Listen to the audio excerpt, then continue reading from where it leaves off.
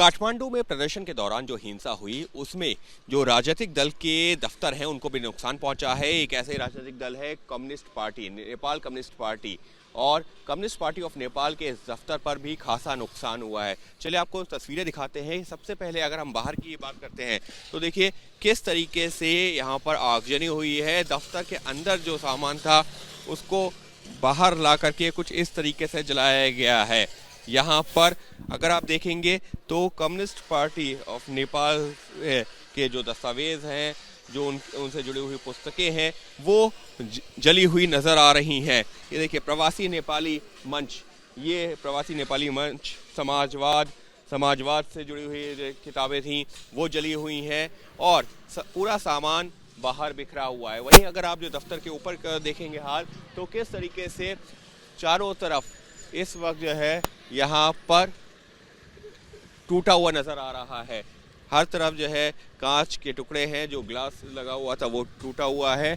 वहीं चलिए अब कोशिश करते हैं अंदर जा कर के देखने की कि अंदर की क्या तस्वीरें हैं। इस सब के बीच में यहाँ पर राजनीतिक दलों के जो नुमाइंदे हैं उनका पहुँचने का सिलसिला जारी है और किस जो प्रतिनिधि हैं सरकार के, जो पुलिस और प्रशासन के लोग हैं, वो यहाँ पर पहुँच रहे हैं।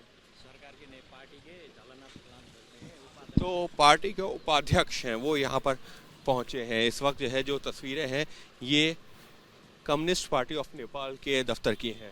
संजीव आइए अंदर आइए, देखते हैं कि किस तरीके से जो है यहाँ पर नुकसान पहुँचा है। और नुकसान जो है पार्टी दफ्तर को पहुँचा है क्योंकि जो प्रदर्शनकारी थे उनकी नाराज़गी राजनीतिक दलों को लेकर भी रही है और राजनीतिक दलों को लेकर के इस वजह से कि उन्होंने जिस तरीके से पिछले 16-17 सालों के दौरान नेपाल में राजनीति की है उसके चलते नेपाल पिछड़ गया है। इस तरीके के लगातार आरोप। और फिलहाल अगर आप जो है सिर्फ बाहर ही नहीं, अगर अंदर भी देखेंगे तो पूरा जो दफ्तर एक तरह से जगह जगह से तोड़ा गया है, जगह जगह से जला हुआ है। संजीव आइए अंदर कोशिश करते हैं तस्वीरें अगर हम दिखा सकें कि इस वक्त यहाँ पर जो पार्टी के नेता हैं वो तो पहुँचे ही हैं, लेकिन किस तरह से आगजनी की गई है।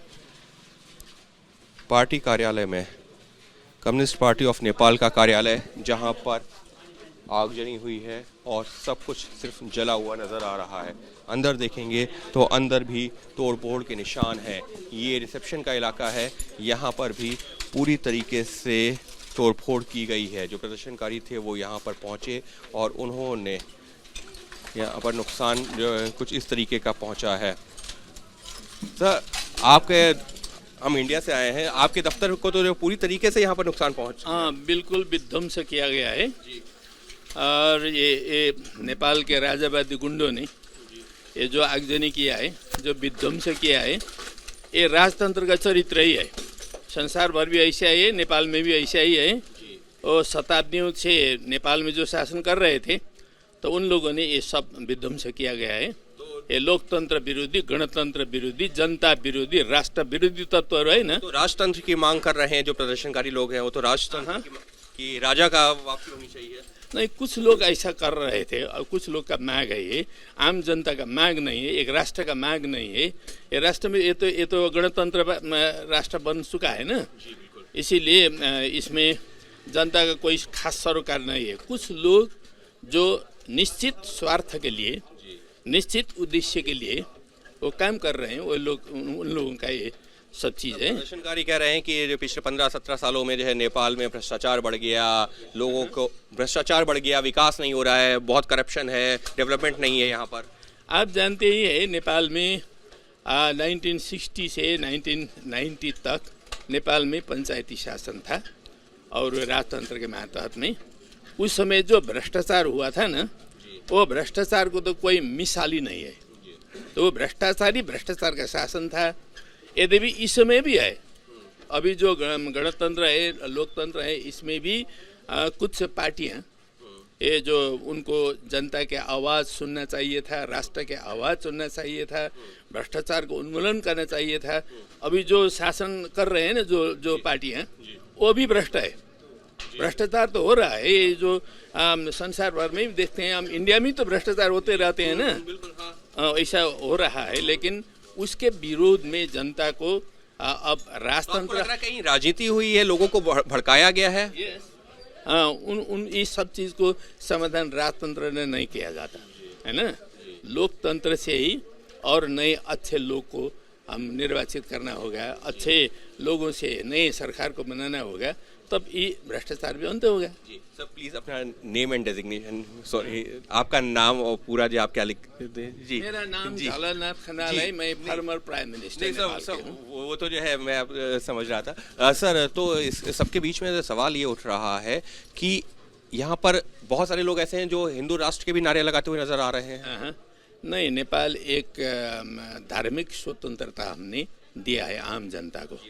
ये जो हमने संविधान बनाए ना 1972 में, तो उस संविधान के मातहत संपूर्ण जनता को धार्मिक स्वतंत्रता प्राप्त है अभी, है ना। नेपाल एक बहुधार्मिक समाज है। नेपाल में हिंदू धर्म वाले जनता भी है, नेपाल में बुद्ध धर्म वाले जनता भी है, यहाँ पर किरात धर्म वाले जनता है, नेपाल में बहुत बड़ा किरात धर्म मानने वाले जनता रहते हैं, और साथ ही साथ दूसरे मुस्लिम वाले भी है और इस्लाम वाले भी कुछ है।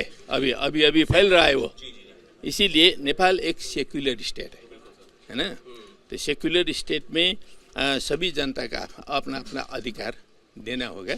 हमारे अपने आज के संविधान जो है ना, इस संविधान में सभी को अधिकार दिया है। सेकुलर स्टेट है, सेकुलर स्टेट ही रहना चाहिए आपका यही। बस सेक्युलर स्टेट है, सेक्युलर स्टेट बना हुआ है, ये बना रहेगा।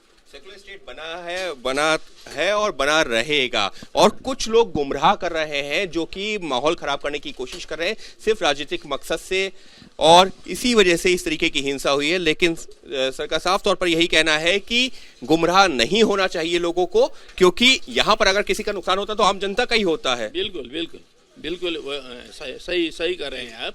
ये नेपाल जो अभी जहाँ पर आए हैं ना, ये गणतंत्र में आए हैं और ये सेक्युलर स्टेट के रूप में आए हैं, ये तो कायम रहेगा ही रहेगा, इसमें कोई तब्दीली नहीं है। तब्दीली कुछ होगा तो और समुन्नति से और बेहतर होगा और विकास होगा, लेकिन जो सेकुलर स्टेट की जो छवि है वो बनी रहेगी। लोग राजनीति ना करें और जो है भड़काने का काम ना करें, क्योंकि उससे नेपाल को ही नुकसान हो रहा है। धन्यवाद सर, बहुत बहुत शुक्रिया बात करने के लिए। तो फिलहाल कुछ इस तरीके की तस्वीरें इस वक्त जो है अलग अलग जगह पर हमको देखने को मिल रही हैं, और जी बिल्कुल वही हम दिखाने की जनता को भी सुसूचित कीजिए। सर इसी वजह से यहाँ पर पहुँचे हैं। तो फिलहाल कुछ इस तरीके की तस्वीरें हमको देखने को मिल रही हैं यहाँ पर कम्युनिस्ट पार्टी के दफ्तर में, जहाँ पर आगजनी भी हुई है, तोड़फोड़ भी हुई है। हालांकि अब जो है सिर्फ ये यहाँ पर ये तबाही के निशान है, लेकिन इतना ज़रूर है कि जिस तरीके की तस्वीरें हैं वो दिखा रही हैं कि शुक्रवार को किस तरीके का यहाँ पर प्रदर्शन हुआ, जो कि काफ़ी उग्र रहा। सहयोगी कैमरा पर्सन संजीव कुमार के साथ अंकित गुप्ता, एबीपी न्यूज़, काठमांडू।